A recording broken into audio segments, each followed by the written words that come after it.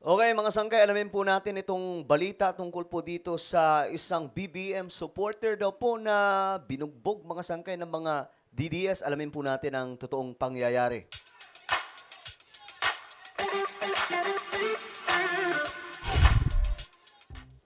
Yo, what's up guys? This is me, Sangkay Janjan. I'm back for another vlog today. Kamusta po mga kababayan? Ayos pa ba tayo dyan? Matindi po yung nangyayari ngayon sa ating bansa, no? Masyado pong mainit kabila ang kampo, mga DDS, mga loyalista. Nagkakaroon po ng bangayan, hindi lamang po sa talagang, hindi lamang sa social media, kundi mga sangkay, mayroon pa pong pangyayari na nagpang-abot na.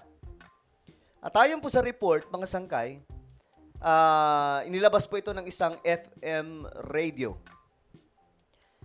Nagkataon, mga sangkay, na nagkakaroon po ng, alam nyo, masyadong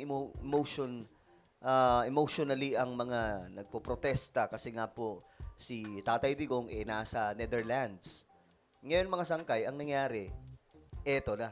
Merong isang BBM supporter doon na sumigaw. Ngayon, yan po ang ating pag-uusapan. But anyway, guys, bago tayo magsimula, paki-subscribe po muna yung ating YouTube channel. Ayan, 1.4 million, road to 2 million subscribers na po tayo mga sangkay. So kung gusto nyong mapabilang sa dumaraming mga solid sangkay dito sa YouTube, ang gawin nyo lamang po ay subscribe yung ating YouTube channel, i-click ang bell at i-click nyo po yung all. Sa mga nanonood po sa Facebook, i-follow nyo po yung ating Facebook page. Alright?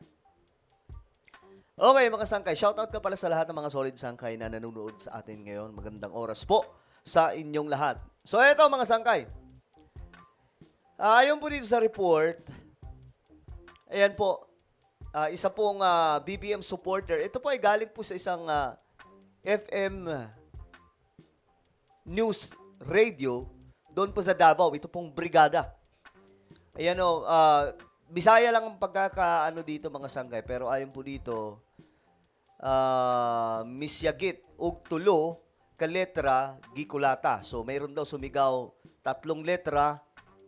Ayun na. Nadali mga sangkay.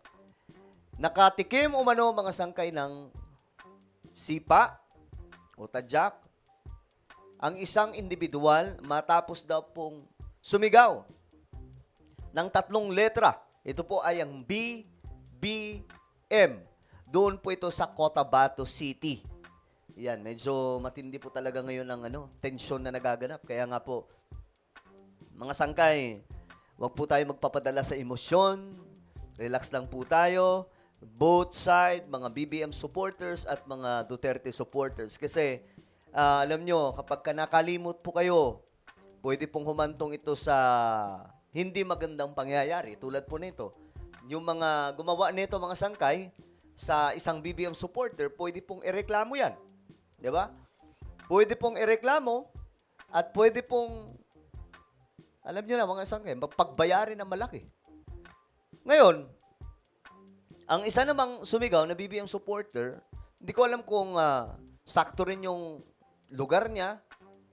Ayun, nadali po siya.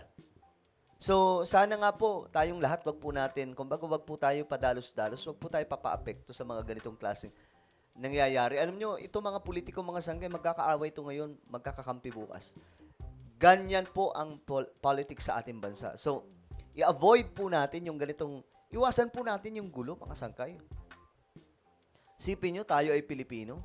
Ito pang nakakapanlumo lang. Itong, kung sino man itong nag-post, mga sangkay. Tuwang-tuwa pa po siya sa kanyang ginawa. Habang shiner po niya ito, ayan po, mga sangkay, shiner po niya mula po sa Brigada News FM. Try nga na po nating hanapin. Hanapin po muna natin mga sangkay. Brigada News FM. Kasi mas maganda kung makikita po natin ng Brigada News FM.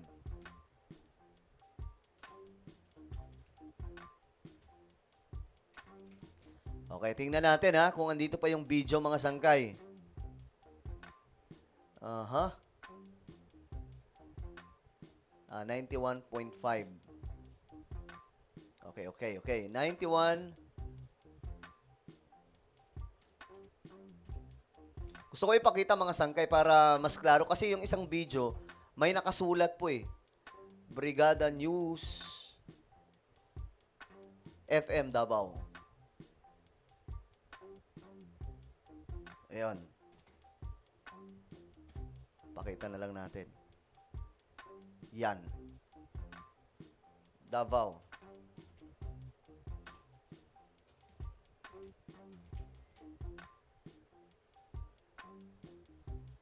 Tingnan natin kung andito pa. Mukhang binura ng mga sangkay. Pero meron po ditong ano. Meron po ditong video. Ito po mga sangkay.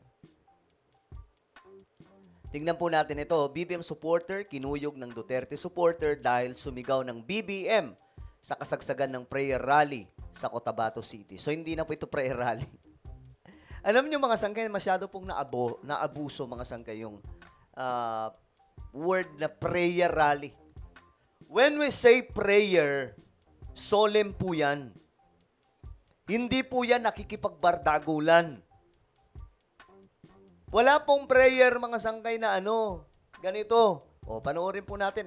Mamaya, magsasalita tayo regarding po dito. Ayan, o. Ayan, mga sangkay, o. Ay, grabe. Nangyari nito.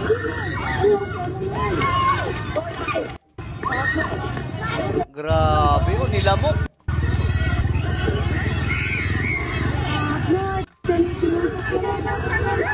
Grabe naman. Guys, eto lang ma-advise ko, ha? Iwasan po natin yung ganito. Masyado po itong toxic. Huwag po tayo matuwa sa mga nangyayaring ganito. Kagaya po nito. Sino ba itong mga sangkay? Itong nag-post. Ito. Pakita ko lang, ha? Itong nag-post para talagang maano natin. Ayan. Kung kilala nyo ito mga sangkay. Hindi ko kasi kilala yan eh. Ngayon, tuwang-tuwa pa po siya. Do you think ito ay maganda mga sangkay na masaya ka na mayroon pong ganitong klaseng nangyayari sa bansa natin? Alam nyo mga sangkay, yung culture po natin masyado pong nabababoy dahil po sa dumi ng politika sa Pilipinas. Diba? Masyado pong nabababoy ang ating kultura. Yung culture at pag-uugali mga sangkay dahil po sa masamang politika na mayroon ng ating bansa. Yes, totoo po yan. Sa tingin nyo mga sangkay, hindi pare-parehas lang ang mga yan, yung mga politikong yan mga sangkay. Ako, pro-government ako. Pero hindi po ako yung tipong katulad ng ibang mga sangkay na handa pong, kagaya po nito, handa pong gawin yung ganyan just to, mga sangkay, proclaim na ikaw ay supporter na ni ganito. So tayo mga Pilipino, iwasan po natin yung ganitong klaseng gawain. Masyado pong masalimuot yung nangyayari ngayon sa ating bansa. Matuto po tayong kumalma. Kasi hindi po natin alam anong po pwedeng mangyari. Pwedeng gumanti po yung ginawa ng ganyan. Pwedeng makagawa ng masama. Pwedeng umabot sa punto na mayroon pong taong sasakabilang buhay dahil po sa pangyayari. 'Di ba? So, iwasan po natin ito. Politika lang ito. Tandaan po natin yung politika sa Pilipinas, madumi. Masyado po tayong nagpapa-apekto, mga sangkay.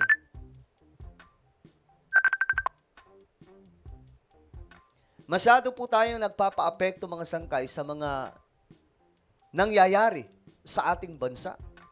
So, iwasan po natin yun, mga sangkay, yung tipong porket iba yung opinion niya at iba yung sa akin, magkakasakitan na kayo. Tingnan niyo yung nangyayari ngayon. May mga pamilya nag-aaway. Diba? May mga magkakamag-anak nag-aaway because of politics. Napaka-immature ng ganyan, guys. Ako, mga sangkay, chill lang eh. Pinapanood ko yung nangyayari, nag-a-analyze ako, nagsasalita ako. Pero hindi po ako masyado nang nakikipagbardagulan because I learned. Natutunan kong kumalma, mag-isip-isip, mga sangkay sa mga nangyayari ngayon at hindi ko ginagamit yung emosyon ko. Okay?